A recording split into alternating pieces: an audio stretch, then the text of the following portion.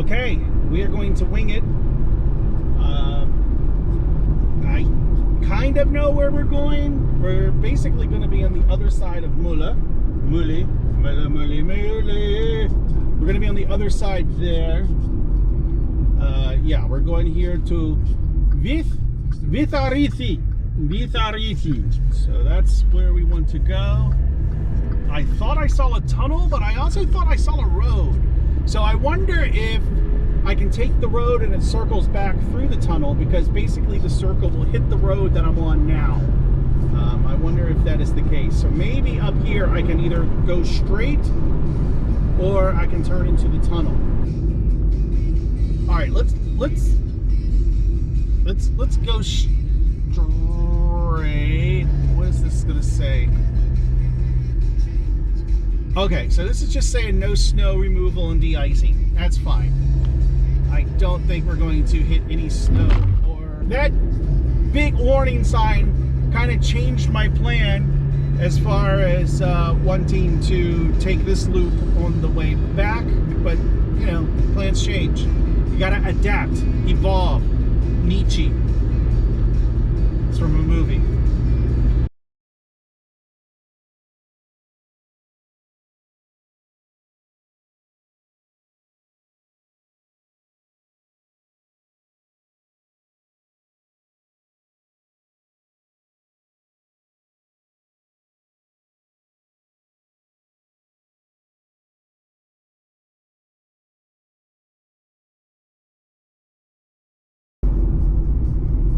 Vitarithi. We are in the town of Vitarithi. Interestingly enough, I think that island out in the distance there is the island I want to go to via ferry. You would think there would just be a ferry that goes straight across, but there's not. Or maybe there is, I just don't know about it. Seriously.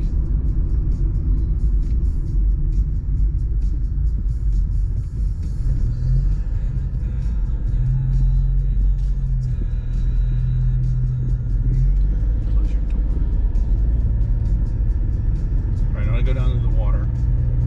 We're getting short on time, but that's kind of that's not a bad thing.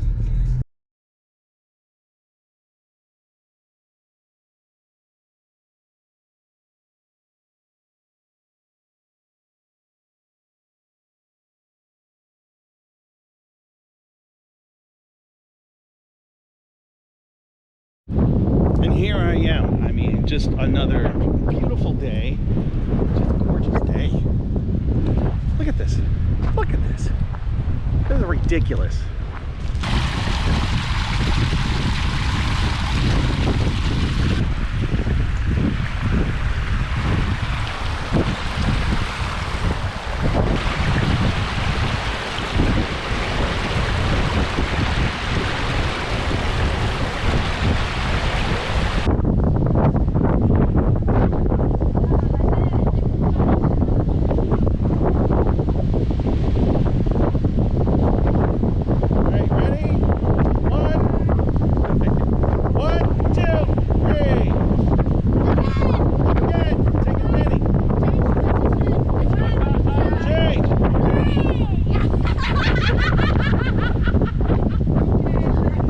So we're gonna go to a boat. That's pretty exciting. There's Rattan. We're gonna go on board. We're gonna go round trip to. We are here in this little joining here, and we're gonna go stop in Svilnoy, stop at Hardvik, come back. All in all, it's probably about a 2.5 hour trip. So yeah, let's do it.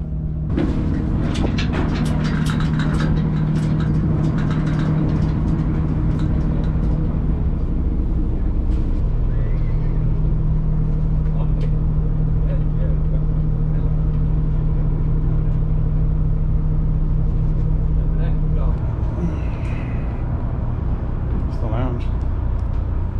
It's a big sized boat. I wonder if they have Wi-Fi.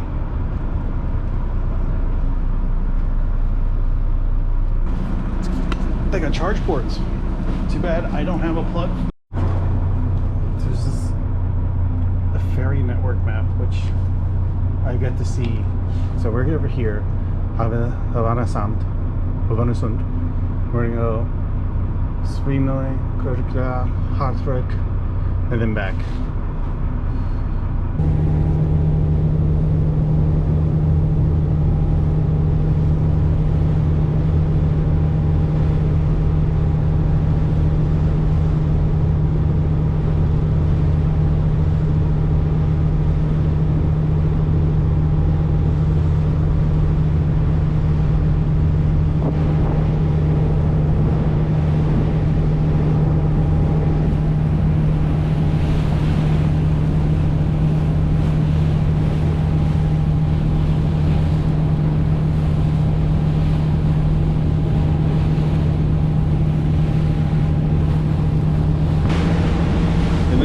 There, that was the little town I saw about an hour or two ago when I was driving, and I stopped at one point and looked out my binoculars to look at the little town. Now I don't know if we're going there or not.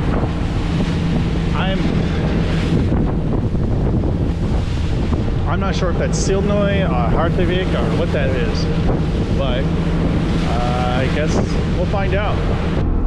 Got a nice little sandwich here.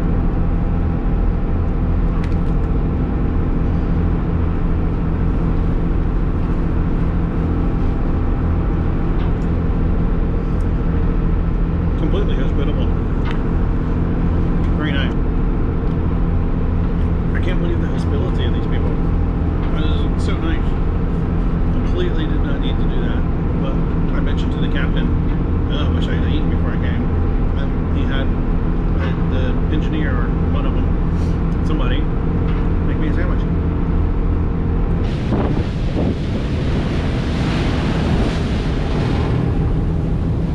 So this is Svinøy.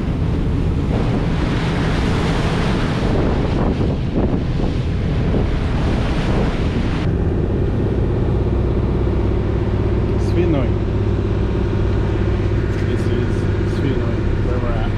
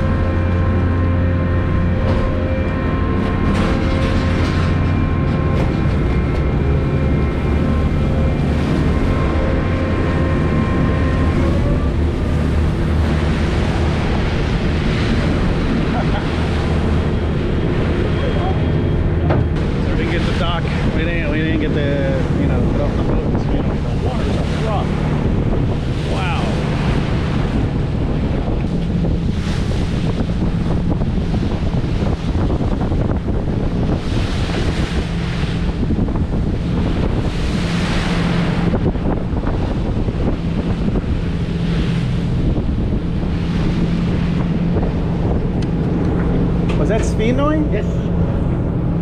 This is one of the birds. On the other side there is another one also. This is called Oye. The other one is called Múli. Is the water always this rough? No. It can be even much more rougher than this. Yeah. Wow.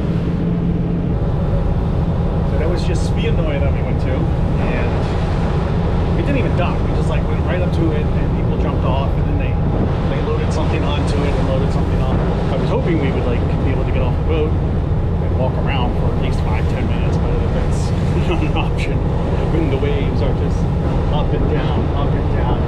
It's a little bit of a challenge just standing still, and frankly, I don't want to be too close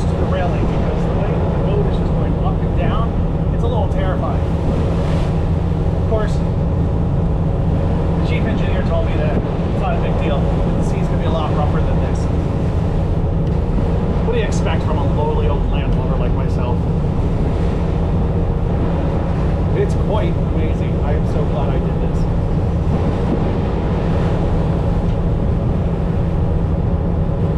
This is the village of Kirkja.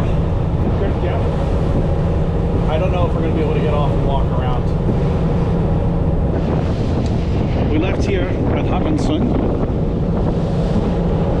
Went to the very dramatic stop in Svinøy. And now, Kirkja.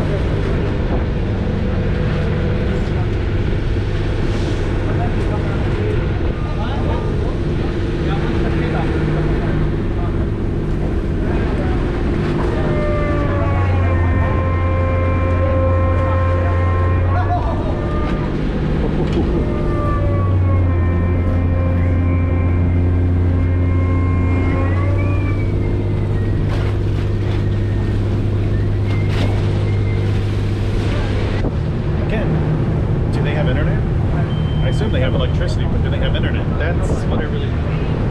And do they have a store that sells Diet Mountain Dew? That's also what I want. They have a church. So, you know, you give and take. The captain said in order to go to the stop on the other side of the island, you have to call ahead. I've been hearing that alarm, and I keep wondering what that is. Like, we're gonna have a Titanic situation, or are we gonna, is Leonardo DiCaprio going to sweep me off my feet? Can I go to the helm? Oh, I should ask the captain if I can go to the helm, to the front of the boat, and then, you know, I'm king of the world.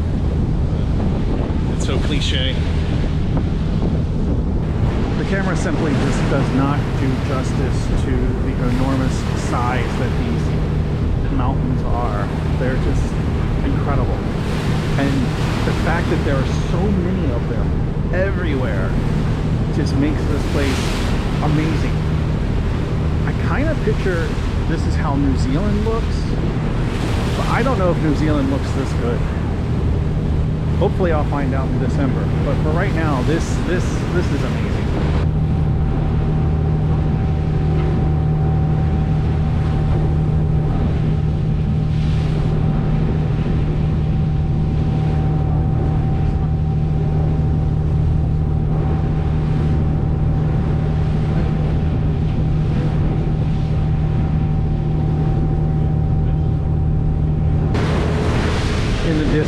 Way in the distance there's a village there. I'm pretty sure that's the village we went to earlier that I said was the northernmost point in the Faroe Islands.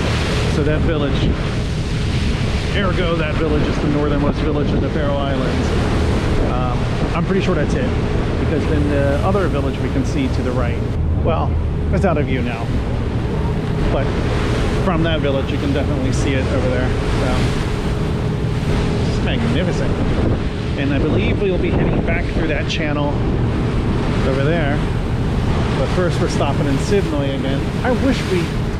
I was under the impression that we would stop and I would be able to get off the boat, but it doesn't look like that is the case. But still, this is still a great idea.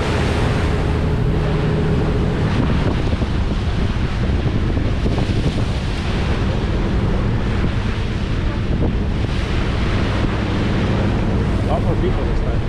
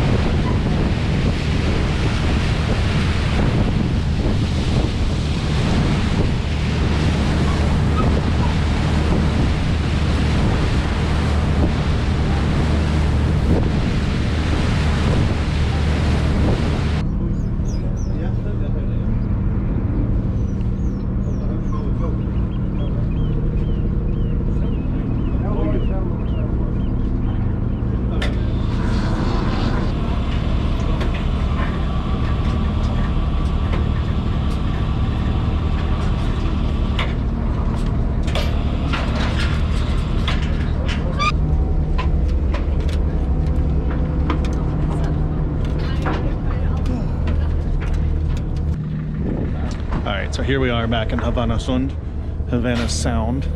and that was a good trip.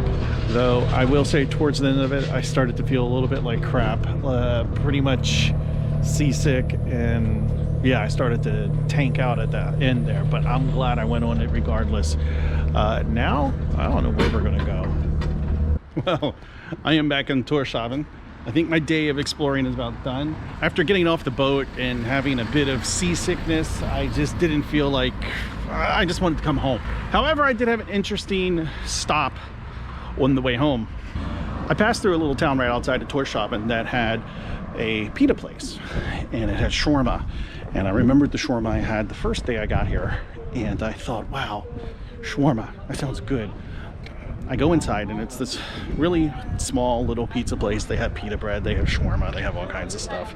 I ordered the pita, and it came with fries. He asked me if I wanted fries, and I said yes. Of course I want fries. If they're given to me, why wouldn't I want fries? I saw him take the old fries from a basket, old basket that had fries in it already, and put them into a bag. And then he punched some holes in the bag. And I could tell just from the look at these fries that they were old and browned. The young woman who was working there comes over and she puts a whole batch of fries into the deep fryer. She prepares my pita, they wrap it up, it's all nice and neat. And then he gives me the bag of the fries. Now I wasn't going to just trust my sight. I was going to see. I reach into the bag, I grab a fry. It's lukewarm at best. I'm being generous. And I take a bite, and it's an old fry. There's no question in my mind that it was a fry that had been sitting there. I asked the guy, can I wait for a new batch of fries? Oh, but these are new fries, he tells me. No, they're not new fries. Yes, they're new fries. I said, no, they're not new fries. Yes, we only serve new fries, he tells me. I put my hands up and say, okay, never mind. And I walk out. I'm sorry, I'm not going to pay $12 for old stale fries. He threw the bag of fries at me. Now, it didn't hit me. Had it hit me, I would have called the cops. But it didn't hit me. But he threw the bag of fries. God, I wish I'd gotten that on tape. I guess in his mind, he threw away a bag of new fries. What a pity. As I've gotten older, I've gotten a lot better at just keeping situations calm. When somebody is escalating the situation, I've gotten very good at just walking away. I was very tempted to go back in and say something, cuss them out or whatever. But I'm in a foreign country. I'm not going to push things in a foreign country. Maybe if I was in America, I know my limits. I'm at home. I know what's going to happen. Here, I don't know. Maybe it's against the law for an American to not buy a bag of fries. Maybe I was contractually obligated to buy the fries even though they were obviously very old fries. However, it did really irk me, and it really has irked me. As you can tell, I'm talking about it here on the video. I'm gonna find the name of that restaurant. I'm going to leave a very strongly worded Yelp review, and I'm going to leave a very strongly worded Google review. And I am going to link to his restaurant in this video. Not that that's going to do anything. It just goes to show you, you can't throw a bag of fries at somebody and get away with it. But really, who throws a bag of fries at a customer? But since I didn't get my shawarma pita, I'm getting the next best thing, a shawarma burger. And I'm coming to the same place that I came to the first day I arrived, when I got a burger, which was actually really good. And they gave me a whole box of fries. Hopefully the fries will be okay, and it won't end with the person working there throwing the box at me. Fingers crossed.